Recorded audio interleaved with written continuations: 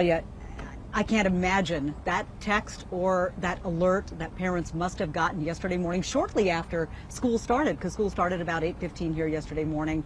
All of a sudden, the parents are getting that text that the school is in lockdown. You can imagine how anxious parents were. You can imagine how afraid the students were as well. And school systems across Georgia, including Barrow County, are investing hundreds of thousands of dollars in new technology to better respond to school emergencies and dangerous threats like a mass shooting.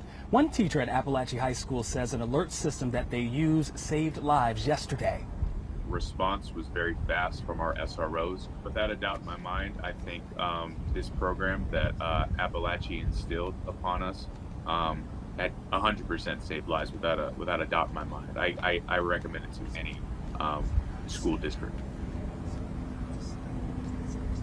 And what's interesting is that technology being credited for saving more lives is based right here in Atlanta. It's a company called Centegix. Investigative reporter Sierra Cummings joins us live. Sierra is in studio right now. Sierra, explain how this is used. How does it work? Well, we know many school districts right here in Metro Atlanta use the crisis alert buttons, and according to Centegix safety report, educators and staff initiated over 183,000 alerts last school year alone. Atlanta News First Investigates dug into how it all works last year. Here's our video. Teachers get a wearable badge that doubles as a panic button. 8 presses in a row signal a lockdown for worst case scenario on campus, like a school shooting. GPS data from that button signals to school police officers and other law enforcement exactly where the physical threat is located, right down to the hallway. It's what happened at Appalachia High. School resource officers knew exactly where to go.